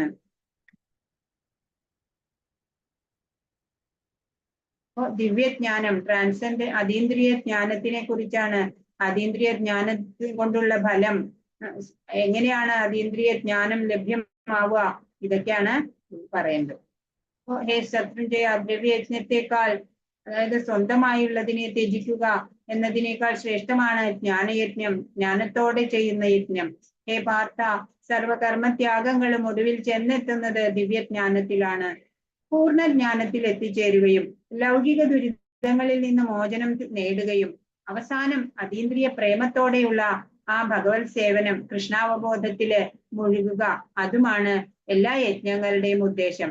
എന്നാൽ ഈ വിവിധ യജ്ഞ കർമ്മങ്ങളെ കുറിച്ച് നമ്മൾ അറിഞ്ഞിരിക്കേണ്ട ഒരു രഹസ്യം ഉണ്ട്.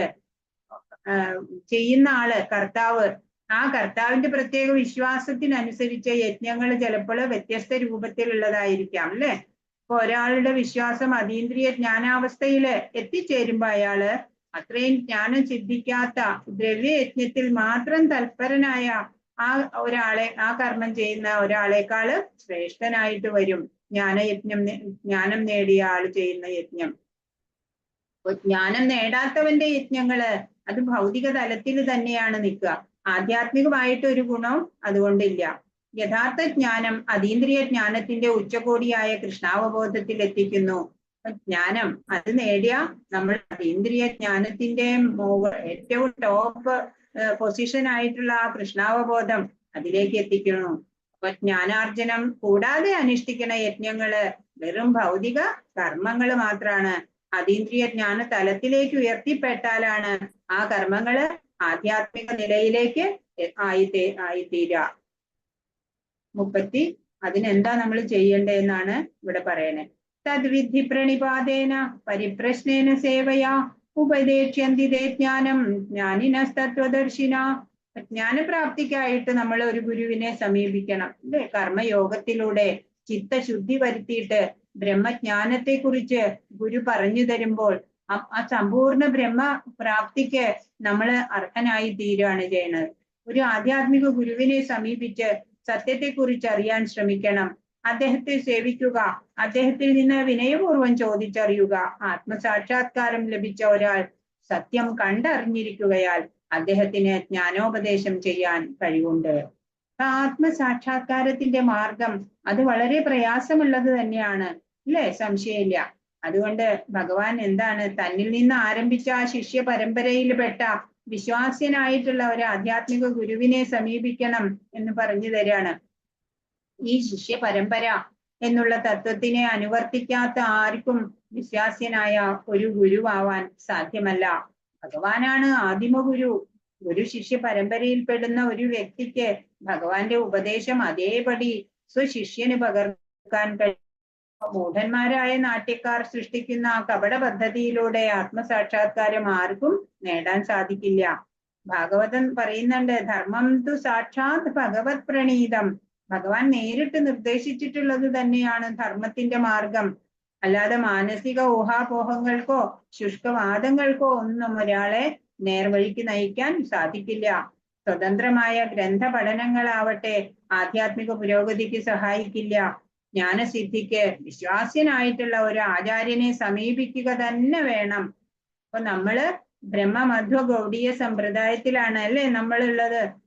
നമ്മുടെ ഗുരുവായിട്ടുള്ള ആത്മീയ ആചാര്യനായിട്ടുള്ള ശ്രീല പ്രഭുപാദരുടെ പുസ്തകമാണ് പഠിക്കുന്നത്. നമ്മൾ അങ്ങനെ ആ ആചാര്യനെ, വിശ്വാസിനായിട്ടുള്ള ആചാര്യന്റെ കീഴിൽ നമ്മൾ ജ്ഞാനം ആർജിച്ചു കൊണ്ടിരിക്കുകയാണ്. ഇങ്ങനെയുള്ള ആത്മീയ ഗുരുവിനെ പൂർണ്ണ സമർപ്പണത്തോടെ നമ്മൾ സ്വീകരിക്കണം. ഭൃത്യനെ പോലെ ദുരഭിമാനം ത്യജിച്ച് സേവിക്കണം. ആത്മസാക്ഷാത്കാരം നേടിയ ആധ്യാത്മിക ഗുരുവിന്റെ സംതൃപ്തിയാണ് ആത്മീയ ജീവിത പുരോഗതിയുടെ രഹസ്യം. വിനയവും സത്യാന്വേഷണവുമാണ് ആത്മീയ ജ്ഞാനത്തിന് അനുയോജ്യമായിട്ടുള്ള രണ്ട് ഘടകങ്ങള്. വിനയവും സേവനവും ഇല്ലാത്ത ആത്മീയ ഗുരുവിനോടുള്ള അന്വേഷണങ്ങള്, അതായത് ഇപ്പൊ ചോദ്യം ചോദിക്കലൊക്കെ ഉണ്ടല്ലോ, അത് ഫലപ്രദമാവില്ല. ഗുരുവിന്റെ പരീക്ഷണങ്ങളില് ശിഷ്യൻ ജയിക്കണം. അങ്ങനെ ശിഷ്യന്റെ ആഗ്രഹം നിർവ്യാജമാണ് എന്ന് ബോധ്യപ്പെട്ടാല് കലർപ്പില്ലാത്ത ആത്മീയ ജ്ഞാനം നൽകിയിട്ട് ഗുരു അയാളെ അനുഗ്രഹിക്കും. അപ്പൊ സച്ചിദാനന്ദ മൂർത്തി ആയിട്ടുള്ള ആ ഭഗവാൻ മാത്രമേ ഇവിടെ ഉള്ളൂ എന്നറിയുന്നതാണ് അല്ലെ ജ്ഞാനം. ആ ജ്ഞാനം നമുക്ക് ഗുരുവാണ് നൽകുന്നത്. മായയാല് നമുക്ക് ഇല്ലാത്ത പലതും പ്രപഞ്ചത്തിൽ ഉള്ളതായിട്ടൊക്കെ കാണും അല്ലെ. അപ്പൊ ഗുരുവിന്റെ നേതൃത്വത്തില്, ഗുരുവിന്റെ നിർദ്ദേശത്തില്, ആധ്യാത്മിക ഗുരുവിൽ നിന്ന് ആ കേൾക്കുന്നത്, അതൊക്കെ നമ്മള് ഗുരുവിനോടുള്ള സേവനത്തിലൂടെ എല്ലാ കാര്യങ്ങളും വ്യക്തമായി മനസ്സിലാക്കണം. അപ്പൊ വിശ്വാസിനായിട്ടുള്ള ആത്മീയ ഗുരു സ്വാഭാവികമായും ശിഷ്യനോട് കാരുണ്യമുള്ളവനായിരിക്കും. അതുകൊണ്ട് ശിഷ്യൻ വിനയാന്വിതനായിരിക്കണം, സദാ സേവന സന്നദ്ധനായിരിക്കണം. അപ്പോ പ്രശ്നോത്തര വിനിമയം അവിടെ പരിപൂർണമായി തീരും. എല്ലാ സംശയങ്ങളും നീക്കിത്തരും അല്ലേ ഗുരു. ഹരേ കൃഷ്ണ. Spiritual master. അപ്പൊ ഗുരുവിൽ നിന്ന് കിട്ടുന്നത് എന്തൊക്കെയാണ് എന്നാണ് 35 മുതൽ 38 വരെയുള്ള ശ്ലോകങ്ങളില്. 35 യജ്ഞാത്വാന പുനർമോഹമേവം യാസ്യസി പാണ്ഡവ യേന ഭൂതാന്യശേഷേണ ദൃക്ഷ്യസ്യാത്മന്യധോമയി. ആത്മസാക്ഷാത്കാരം ലഭിച്ച ഒരു വ്യക്തിയിൽ നിന്ന് യഥാർത്ഥ ജ്ഞാനം ഗ്രഹിച്ചു കഴിഞ്ഞാൽ നീ ഒരിക്കലും മായയ്ക്ക് അധീനനാവുകയില്ല. സർവജീവികളും പരമപുരുഷന്റെ അംശങ്ങളാണെന്നും അവ എന്റേതാണെന്നും നിനക്ക് സ്പഷ്ടമാകും. ആത്മസാക്ഷാത്കാരം സിദ്ധിച്ച സത്യദർശിയായിട്ടുള്ള ആ ഗുരുവിൽ നിന്നും അറിവ് നേടുന്ന അതിന്റെ ഫലമായിട്ട് സമസ്ത ഭൂതജാലങ്ങളും ഭഗവാൻ കൃഷ്ണന്റെ തന്നെ ആ വിഭിന്ന അംശങ്ങളാണ് എന്നുള്ള ബോധം നമുക്കുണ്ടാവും. അപ്പൊ കൃഷ്ണനിൽ നിന്ന് വേർപെട്ട ജീവിത ഭാവനയെ ആണ് മായ എന്ന് പറയണത്. മാ എന്ന് പറഞ്ഞാൽ ഇല്ലാത്ത എന്നാണ്, യാ എന്ന് പറഞ്ഞാൽ യാതൊന്ന് എന്നാണ്. കൃഷ്ണൻ മഹാനായ ഒരു ചരിത്ര പുരുഷൻ മാത്രമാണെന്നും പരമസത്ത അവ്യക്തിക ബ്രഹ്മമാണെന്നും വിചാരിച്ച് അദ്ദേഹത്തെ അവഗണിക്കുന്നവരുണ്ട്. വാസ്തവത്തില് ഭഗവത്ഗീതയിൽ പറഞ്ഞിട്ടുള്ളത് പോലെ കൃഷ്ണന്റെ വ്യക്തിപ്രഭാവലയമാണ് ഈ അവ്യക്തിഗത ബ്രഹ്മം. പരമദിവ്യോത്തമ പുരുഷനായ കൃഷ്ണനാണ് സർവകാരണങ്ങളുടെയും കാരണം. ബ്രഹ്മസംഹിതയിൽ പറഞ്ഞിട്ടുണ്ട് അല്ലെ. ലക്ഷക്കണക്കിനുള്ള അവതാരങ്ങള് ഭഗവാന്റെ വ്യത്യസ്ത രൂപവിസ്തരണങ്ങൾ മാത്രാണ്. അതുപോലെ എല്ലാ ജീവസത്തകളും കൃഷ്ണന്റെ വിസ്തരണങ്ങൾ തന്നെയാണ്. നിരപേക്ഷമായിട്ടുള്ള ശാസ്ത്രത്തില് വേണ്ടുന്നത്ര അറിവ് നേടാത്തത് കൊണ്ട് നമ്മളിപ്പോഴും മായയാലെ മൂടപ്പെട്ടുകൊണ്ടിരിക്കുകയാണ്. അതുകൊണ്ടാണ് നമ്മള് കൃഷ്ണനിൽ നിന്ന് വ്യത്യസ്തരാണ് എന്ന് ചിന്തിക്കാൻ തോന്നുന്നത്. അപ്പൊ കൃഷ്ണന്റെ വിഭിന്ന അംശങ്ങളാണ് നമ്മള്, എങ്കിലും ഒരിക്കലും കൃഷ്ണനിൽ നിന്ന് വ്യത്യസ്തരല്ല. ജീവസത്തകളുടെ ശാരീരിക വ്യത്യാസം അത് ഒന്നും വാസ്തവമല്ല, അതൊക്കെ മായ കൊണ്ടാണ്. അപ്പൊ നമ്മളൊക്കെ കൃഷ്ണനെ പ്രീതിപ്പെടുത്താൻ വേണ്ടിയിട്ടാണ് ഉള്ളവരാണ്. കൃഷ്ണനോടുള്ള ശാശ്വതമായിട്ടുള്ള ആത്മീയ ബന്ധത്തിനേക്കാൾ തനിക്ക് ബന്ധുക്കളോടുള്ള ക്ഷണികമായ ശാരീരിക ബന്ധത്തെ ആണ് ഇവിടെ അർജുനൻ മാനിക്കുന്നത്. അതും മായ കൊണ്ട് തന്നെയാണ്. ഏതൊരു ജീവാത്മാവിനും ഭഗവാന്റെ നിത്യദാസൻ എന്നുള്ള നിലയില് കൃഷ്ണനിൽ നിന്ന് ഭിന്നമായിട്ട് ഒരു അസ്തിത്വം ഇല്ല. അതുണ്ടെന്ന തോന്നലിനെയാണ് മായ എന്ന് പറയാ. 36 അഭിചേതസി പാപേഭ്യ സർവേഭ്യ പാപകൃത്തമാ സർവം ജ്ഞാനപ്ലവേനൈവ വൃജിനം സംതരിഷ്യസി. ഇപ്പൊ പാപികളിൽ വെച്ചിട്ട് മഹാപാപിയാണ് എന്നിരിക്കലും അതീന്ദ്രിയ ജ്ഞാനമാകുന്ന തോണിയിൽ സ്ഥിതി ചെയ്യുമ്പോൾ നിനക്ക് ഈ ദുഃഖ സമുദ്രം തരണം ചെയ്യാൻ സാധിക്കും. ഇപ്പൊ ജ്ഞാനം നേടണം, അതീന്ദ്രിയ ജ്ഞാനം. ആ തോണി നമ്മളെ ഈ ദുഃഖ സമുദ്രം തരണം ചെയ്യാൻ സഹായിക്കും എന്നാണ് ഈ ശ്ലോകം. കൃഷ്ണനുമായിട്ട് ബന്ധപ്പെടുത്തിക്കൊണ്ടുള്ള തന്റെ മൂലസ്വരൂപത്തിനെ വ്യക്തമായിട്ട് നമ്മൾ അറിയണം. അത് എത്ര മനോഹരമായിരിക്കും അല്ലേ ആ അറിവ്. ആ അജ്ഞാനമാകുന്ന ആ സമുദ്രത്തിലെ നിലയ്ക്കാത്ത ജീവിത സമരത്തിൽ നിന്ന് ക്ഷണേന നമ്മളെ രക്ഷപ്പെടുത്തും. അതിന് കഴിവുണ്ട്. ഭൗതിക ലോകത്തെ ചിലപ്പോൾ അജ്ഞാന സമുദ്രമായിട്ടും ചിലപ്പോൾ ആളിക്കത്തുന്ന അരണ്യമായിട്ട് വിശേഷിപ്പിക്കാറുണ്ട്. എത്ര നിപുണനായ നീന്തൽക്കാരനായാലും കടലിൽ ജീവൻ നിലനിർത്താനുള്ള സമരം പ്രതിരോധിക്കുക, അത് കടുത്ത പ്രതിരോധം തന്നെ വേണം അല്ലെ. ആ നീന്തൽക്കാരനെ പിടിച്ചു കയറ്റാൻ വരുന്ന ആളാണ് ഉത്തമനായിട്ടുള്ള രക്ഷകൻ. ഭഗവാനിൽ നിന്ന് ലഭിക്കുന്ന സമ്പൂർണ്ണ ജ്ഞാനമാണ് മുക്തിക്കുള്ള മാർഗം, കൃഷ്ണാവബോധം. ഈ തോണി വളരെ ലളിതമാണ്, അത്ര തന്നെ ശ്രേഷ്ഠവും. കൃഷ്ണാവബോധം എന്നുള്ള തോണി നമ്മളെ ഈ ഭൗതിക ദുഃഖ കടലിൽ നിന്ന് അല്ലെങ്കിൽ ദുഃഖ അഗ്നിയിൽ നിന്ന് മോചിപ്പിക്കാൻ പോകുന്നതാണ്. 37 യഥൈധാംസി സമിദ്ധോഗ്നേർ ഭസ്മസാത് കുരുതേ അർജുന ജ്ഞാനാഗ്നി സർവകർമാണി ഭസ്മസാത് കുരുതേ തഥാ. അല്ലയോ അർജുന, കത്തുന്ന തീവിറകിനെ എന്ന പോലെ ജ്ഞാനമാകുന്ന അഗ്നി സർവകർമ്മ ഫലങ്ങളെയും ഭസ്മമാക്കുന്നു. ജീവാത്മാവ്, പരമാത്മാവ്, ഇവരുടെ പരസ്പര ബന്ധം എന്നിവയെ കുറിച്ചുള്ള ആ പൂർണ്ണ ജ്ഞാനത്തിനെ അഗ്നിയോടാണ് ഇവിടെ ഉപമിച്ചിരിക്കുന്നത്. പാപകർമ്മങ്ങളുടെ മാത്രല്ല പുണ്യകർമ്മങ്ങളുടെയും ഫലങ്ങള് ഈ അഗ്നിയിൽ ചാമ്പലായിക്കോളും. ആ കർമ്മത്തിന്റെ പ്രതിപ്രവർത്തനങ്ങൾക്ക് പല പല അവസ്ഥകളുണ്ട്. അങ്കുരാവസ്ഥ, ഫലോദയാവസ്ഥ, നേടിക്കഴിഞ്ഞ അവസ്ഥ, വരാനിരിക്കുന്ന അവസ്ഥ.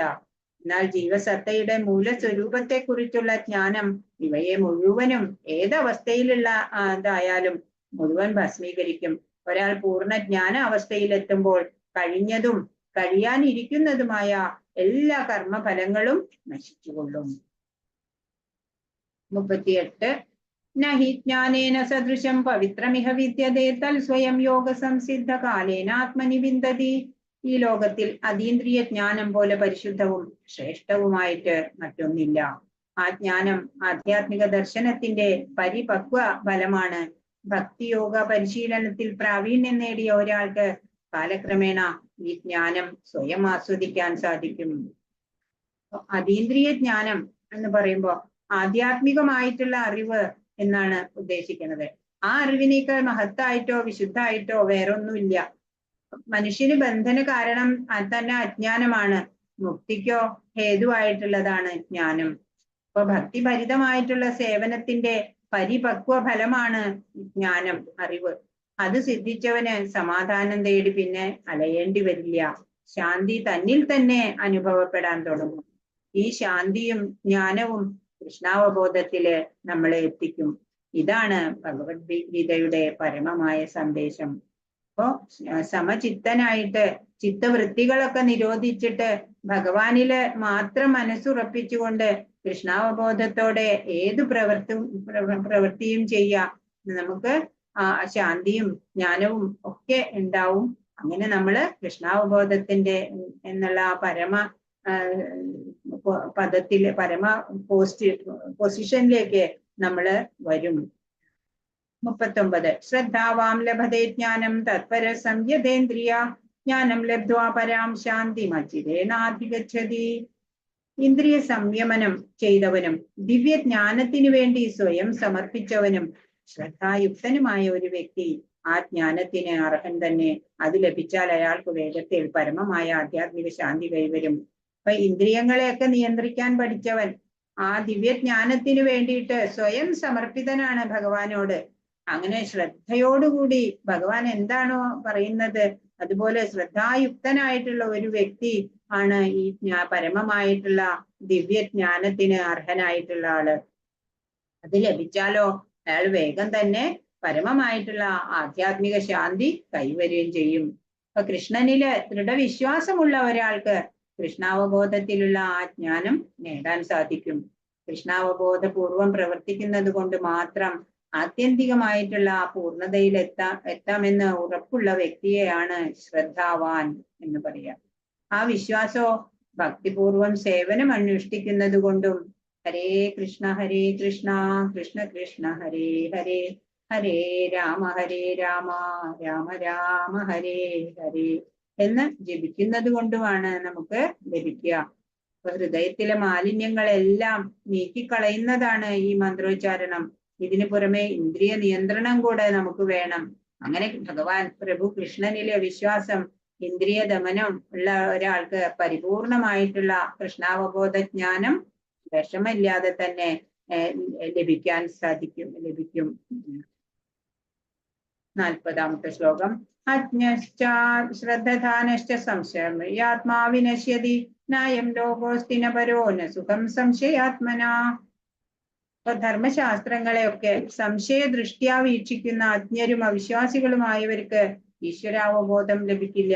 അവര് അധപ്പതിച്ചു പോവുകയുള്ളൂ. സംശയാലുവായിട്ടുള്ള ജീവന് ഇഹലോകത്തിലാണെങ്കിലും പരലോകത്തിലാണെങ്കിലും സന്തുഷ്ടി ലഭിക്കില്ല. ആധികാരികങ്ങളായിട്ടുള്ള ധർമ്മശാസ്ത്രങ്ങളിൽ വെച്ചിട്ട് ഉത്തമമായത് തന്നെയാണല്ലേ ഭഗവത്ഗീത. ഏതാണ്ട് മൃഗപ്രായരായവർക്ക് ഈ ഗ്രന്ഥങ്ങളിൽ വിശ്വാസമോ അവയെക്കുറിച്ച് അറിവോ ഒന്നും ഉണ്ടായിരിക്കില്ല. മറ്റു ചിലർക്ക് അറിവുണ്ട് എന്ന് മാത്രമല്ല, അവയിൽ നിന്ന് സൂക്തങ്ങളൊക്കെ ഉദ്ധരിച്ചിട്ട് കേൾപ്പിക്കാനൊക്കെ ചിലപ്പോൾ സാധിക്കും. എന്നാലോ യഥാർത്ഥത്തിൽ അങ്ങനെ ഒരു വിശ്വാസം പോരാ. ഭഗവത്ഗീതയെ പോലുള്ള ധർമ്മഗ്രന്ഥങ്ങളിൽ വിശ്വസിക്കുന്ന മറ്റു ചിലർക്കാവട്ടെ ശ്രീകൃഷ്ണ ഭഗവാനിൽ വിശ്വാസം ഉണ്ടാവണില്ല, അദ്ദേഹത്തെ ആരാധിക്കുകയുമില്ല. അങ്ങനെയുള്ളവർക്ക് കൃഷ്ണാവബോധത്തില് ഒരു നിലനിൽപ്പും ഉണ്ടാവില്ല. അവര് താഴോട്ട് വീണു പോവും. ഈ പറഞ്ഞവരിൽ വെച്ചിട്ട് അവിശ്വാസികളും സദാ സംശയാലുക്കളുമായ കൂട്ടർക്കാണ് ഒരിക്കലും ഉയർച്ച സിദ്ധിക്കാതെ വരിക. ഈശ്വരനിലോ അവിടുത്തെ വചനങ്ങളിലോ വിശ്വസിക്കാത്തവര് ഈ ലോകത്തില് ഒരു നന്മയും കണ്ടെത്തില്ല. പരലോകവും അവർക്ക് അങ്ങനെ തന്നെയാണ്. അവർക്ക് സുഖം ഉണ്ടാവില്ല. അതിനാൽ ഏതൊരാളും ധർമ്മശാസ്ത്ര ഗ്രന്ഥങ്ങളിലെ സിദ്ധാന്തങ്ങള് അത് വിശ്വാസത്തോടെ അറിഞ്ഞ് അനുസരിക്കണം. അങ്ങനെ ചെയ്താലാണ് ജ്ഞാനത്തിന്റെ വേദിയിലേക്ക് അവർക്ക് ഉയരാൻ സാധിക്കുക. ഈ അറിവിന് മാത്രമേ ആധ്യാത്മിക ജ്ഞാനത്തിന്റെ അതീന്ദ്രിയ മേഖലയിലേക്ക് മനുഷ്യനെ എത്തിക്കുള്ളൂ. സംശയാലുക്കൾക്ക് ഈ ആധ്യാത്മികമായ മുക്തിപദത്തിന് അർഹത ഉണ്ടാവില്ല. ഒരാൾക്ക് വിജയം നേടണമെന്നുണ്ടെങ്കിൽ ശിഷ്യ പരമ്പരയിൽപ്പെട്ട ശ്രേഷ്ഠരായിട്ടുള്ള ആചാര്യന്മാരുടെ കാലടിപ്പാടുകളെ പിന്തുടരുക തന്നെ ചെയ്യണം. 41 യോഗസന്യസ്ത കർമാണം ജ്ഞാനസംഛിന്ന സംശയം ആത്മബന്ധം ന കർമാണി നിബന്ധന്തി ധനഞ്ജയ. അല്ലയോ ധനഞ്ജയ, തന്റെ കർമ്മഫലങ്ങൾ ത്യജിച്ച് ഭക്തിയുത സേവനത്തിൽ ഏർപ്പെടുന്നവൻ ആധ്യാത്മിക ജ്ഞാനത്താൽ സംശയങ്ങളെല്ലാം നീങ്ങി യഥാർത്ഥത്തിൽ ആത്മാവിൽ സ്ഥിതി ചെയ്യുന്നു. അപ്രകാരം അയാൾ കർമ്മഫലങ്ങളാൽ ബന്ധിക്കപ്പെടുന്നില്ല. ഫലകാമന ഇല്ലാതെ കർമ്മം ചെയ്യുക, എന്നിട്ട് ഭക്തിയുത സേവനത്തിൽ ഏർപ്പെടുക. അങ്ങനെ ആധ്യാത്മിക ജ്ഞാനം നേടിയിട്ട് എല്ലാ സംശയങ്ങളും നീങ്ങിയിട്ട് ഉള്ള ഒരാള് ആത്മാരാമനാണ്. യഥാർത്ഥത്തിൽ അയാള് ആത്മാവിലാണ് സ്ഥിതി ചെയ്യുന്നത്, ശാരീരിക ബോധത്തിലല്ല. അങ്ങനെ അയാള് ഒരു തരത്തിലുള്ള കർമ്മഫലങ്ങളാലും ബദ്ധനാവണില്ല എന്നാണ്. പരമദിവ്യോത്തമ പുരുഷനായ ഭഗവാൻ സ്വയം അരുളി ചെയ്ത ഗീതോപദേശം അതേപടി അനുസരിക്കുന്ന വ്യക്തി അതീന്ദ്രിയ ജ്ഞാനത്തിന്റെ കാരുണ്യത്താൽ എല്ലാ സംശയങ്ങളിൽ നിന്നും മുക്തനാവും. ഭഗവത് അംശം എന്ന നിലയില് തികച്ചും കൃഷ്ണാവബോധമാർന്ന അയാള് ആത്മനിഷ്ഠനായി കഴിഞ്ഞു. അതുകൊണ്ട് കർമ്മബന്ധങ്ങൾക്ക് അതീതനുമായി നമ്മള് എല്ലാവരും ഓരോരുത്തരും ഓരോ ജീവജാലങ്ങളും ഭഗവത് അംശങ്ങളാണ് അല്ലെ. നമ്മുടെ ആ മൂലസ്വരൂപം എന്ന് പറയുന്നത് ഭഗവാന്റെ നിത്യ ദാസത്വമാണ്, ഭഗവാന്റെ ആശ്രിതത്വമാണ്. അതുകൊണ്ട് നമ്മളാൽ എന്ത് ചെയ്യുമ്പോഴും ഭഗവത് ആരാധനയായിട്ട് ഭക്തിയുത സേവനം ചെയ്യുക. അത് ഭഗവാനെ മനസ്സിൽ വെച്ചുകൊണ്ട് കൃഷ്ണാവബോധത്തോടെ എല്ലാ കർമ്മങ്ങളും ചെയ്യണം. അപ്പോ നമ്മള് പരമ പദത്തിന് അർഹരാവും. അങ്ങനെ 42-ാമത്തെ ശ്ലോകത്തിൽ ഭഗവാൻ പറയാണ്, എഴുന്നേൽക്കൂ, യുദ്ധം ചെയ്യൂ അർജുന എന്നാണ്. തസ്മാദജ്ഞാന സംഭൂതം ഹൃദസ്ഥം ജ്ഞാനാസിനാത്മന ചിത്വേനം സംശയം യോഗമാദിഷ്ടോത്തിഷ്ഠ ഭാരത. അങ്ങനെ അജ്ഞാനത്താൽ നിനക്കുണ്ടായ സംശയങ്ങളെ ജ്ഞാനത്തിന്റെ വാൾ കൊണ്ടറുത്ത് യോഗനിഷ്ഠനായി എഴുന്നേൽക്കൂ ഭാരത, യുദ്ധം ചെയ്യൂ. ഭഗവാൻ രഹസ്യമായിട്ടുള്ള കുറെ കാര്യങ്ങൾ അല്ലെ പറഞ്ഞു കൊടുത്തു, ജ്ഞാനം നൽകി. അപ്പോ അങ്ങനെ സംശയങ്ങളൊക്കെ ആ അജ്ഞാനത്താലെ ഉണ്ടായ സംശയങ്ങളായിരുന്നു അർജുനന്. ആ അജ്ഞാനത്താലുള്ള സംശയങ്ങളെയൊക്കെ ജ്ഞാനത്തിന്റെ വാളുകൊണ്ട് അറുത്തു അല്ലേ. ഇനി നീ യോഗനിഷ്ഠനായിട്ട് എഴുന്നേൽക്കൂ, യുദ്ധം ചെയ്യൂ എന്നാണ് ഭഗവാൻ പറയുന്നത്. എന്റെ വാക്കുകളെ നീ വിശ്വസിക്കുക, ഈ ജ്ഞാനം നിനക്ക് പ്രാപ്തമായിക്കൊള്ളും. ഇപ്പൊ തൽക്കാലം നീ എന്റെ വാക്ക് വിശ്വസിച്ച് പ്രവർത്തിച്ചോളൂ. അപ്പോൾ കർമ്മയോഗത്തിലേക്ക് വരിക എന്നാണ് ഭഗവാൻ പറയണത്. ഗുരുവാക്യത്തിലുള്ള ശ്രദ്ധ കൊണ്ട് ജ്ഞാനം നേടാം എന്ന് മുമ്പ് പറഞ്ഞിട്ടുണ്ട് അല്ലെ. അപ്പൊ അതുകൊണ്ട് പറയാണ്, ഇപ്പൊ ഞാൻ ഇതൊക്കെ പറഞ്ഞു തന്നില്ലേ, അപ്പൊ ആ എന്റെ വാക്കുകളെ വിശ്വസിച്ച് നീ കർമ്മം ചെയ്യുക വിശ്വാസത്തോടെ. അപ്പൊ ജീവസത്തയുടെ സാർവകാലികമായ പ്രവർത്തനം അല്ലെങ്കിൽ സനാതന യോഗം എന്നാണ് ഈ അധ്യായത്തില് പ്രസ്താവിക്കപ്പെട്ട യോഗ പദ്ധതിയുടെ പേര്. ഈ യോഗത്തിന് 2 വിധം യജ്ഞശാഖകളാണ്. ഒന്ന് ദ്രവ്യയജ്ഞം, മറ്റേത് ആത്മജ്ഞാനം, അല്ലെന്നുണ്ടെങ്കിൽ ആധ്യാത്മികമായ പ്രവർത്തനം എന്നും പറയും. ദ്രവ്യയജ്ഞം ആത്മസാക്ഷാത്കാരത്തിലേക്ക് വഴിയൊരുക്കുന്നില്ലെങ്കിൽ തികച്ചും ഭൗതികമായി പോവും.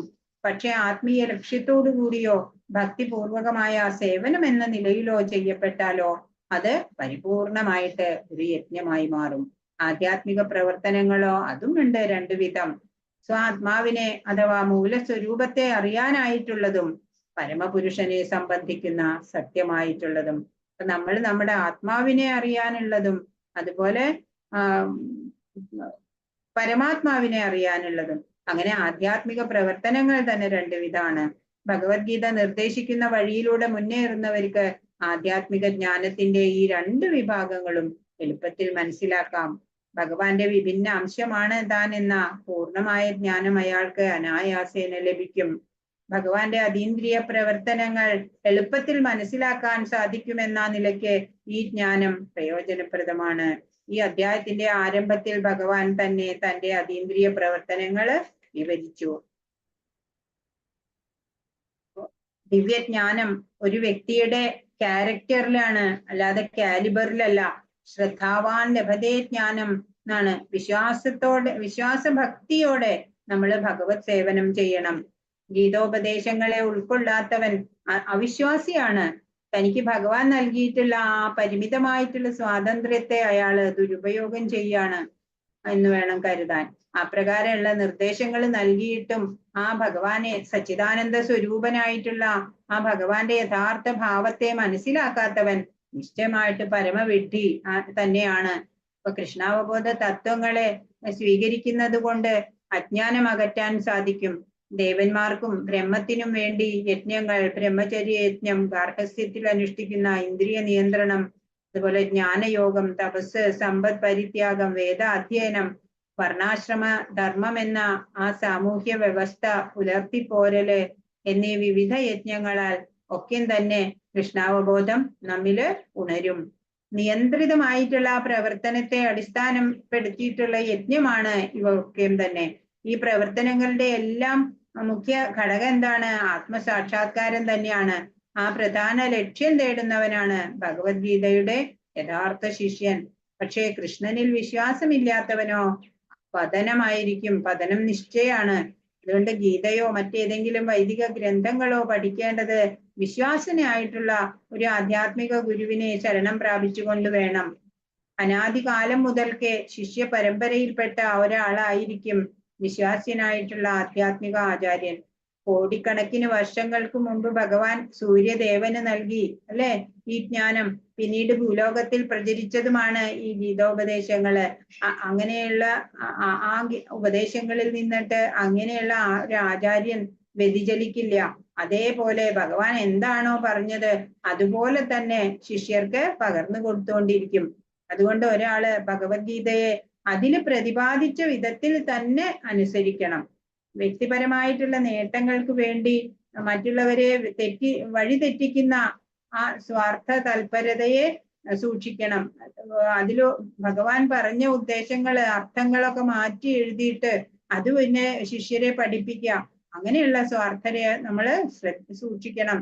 ഭഗവാൻ നിശ്ചയമായിട്ടും പരമദിവ്യോത്തമ പുരുഷനാണ്. അവിടുത്തെ പ്രവർത്തനങ്ങളോ അതെല്ലാം അതീന്ദ്രിയങ്ങളാണ്. ഇതറിഞ്ഞ ഒരാള് ഗീത അധ്യയനത്തിന്റെ ആരംഭം മുതൽക്കേ തന്നെ മുക്തനായി, എല്ലാ ആസക്തികളിൽ നിന്ന് മുക്തനായി, കർമ്മഫലങ്ങള് നല്ലതോ ചീത്തയോ ആവട്ടെ അയാളെ പിന്നെ അത് ബാധിക്കുന്നുണ്ടാവില്ല. അപ്പൊ യജ്ഞഫലം ആയിട്ട് നമുക്ക് ഓരോന്ന് പ്രവർത്തനവും യജ്ഞരൂപത്തിൽ ചെയ്യുക. അങ്ങനെ ആ യജ്ഞ ഫലത്താലെ നമുക്ക് ചിത്തപ്രസാദം ഉണ്ടാവും. അപ്പൊ ബ്രഹ്മനിഷ്ഠനായിട്ടുള്ള ഒരു ഗുരുവിനെ ആശ്രയിച്ചിട്ട് ജ്ഞാനം നേടണം. ആത്മപ്രകാശത്താലെ നമ്മുടെ സംശയങ്ങളൊക്കെ നീങ്ങും. അങ്ങനെ നീങ്ങി ഇപ്പോ അർജുനന് അങ്ങനെ ആത്മപ്രകാശം ഭഗവാൻ പ്രകാശിപ്പിച്ചു അല്ലെ. അപ്പോ സ്വധർമാനുഷ്ഠാനം ഇനി നീ ചെയ്യൂ, എഴുന്നേൽക്കൂ, യുദ്ധം ചെയ്യൂ എന്ന് ഭഗവാൻ പറഞ്ഞു അല്ലെ അർജുനനോട്. കർമ്മസന്യാസത്തെ പറ്റിയിട്ട് പറഞ്ഞു ഇവിടെ. ഭഗവാന് സമർപ്പണമായിട്ട് ഓരോ കർമ്മവും ചെയ്യാം, അതാണ് കർമ്മസന്യാസം. അതുവഴി നമുക്ക് ചിത്തശുദ്ധി ലഭിക്കും. അങ്ങനെ ഗുരുവിനെ സമീപിച്ച് ജ്ഞാനം നേടുക, എന്നിട്ട് പരമമായിട്ടുള്ള അവസ്ഥയെ പ്രാപിക്കുക. ഇതൊക്കെയാണ് ഈ 4-ാം അധ്യായത്തില് അതീന്ദ്രിയ ജ്ഞാനം ഭഗവാൻ പറഞ്ഞു തന്നിരിക്കുന്നത്. അതീന്ദ്രിയ ജ്ഞാനം എന്നുള്ള ശ്രീമദ് ഭഗവത്ഗീതയുടെ 4-ാം അധ്യായത്തിന്റെ ഭക്തിവേദാന്ത വിശദീകരണം പ്രകാരം സമാപിക്കുന്നു. സർവം ശ്രീകൃഷ്ണാർപ്പണം. ഹരേ കൃഷ്ണ കൃഷ്ണ കൃഷ്ണ ഹരേ ഹരേ, ഹരേ രാമ രാമ രാമ ഹരേ ഹരേ. വാഞ്ചാകൽപതരുഭ്യശ്ച കൃപാസിന്ധുഭ്യേവ ച പതിതാനാം പാവനേഭ്യോ വൈഷ്ണവേഭ്യോ നമോ നമഃ. अनंतकोटि वैष्णव वृंद की जय, श्रील प्रभुपाद की जय, गुरु महाराज की जय. हरे कृष्णा ഹരേ കൃഷ്ണ മാതാജി.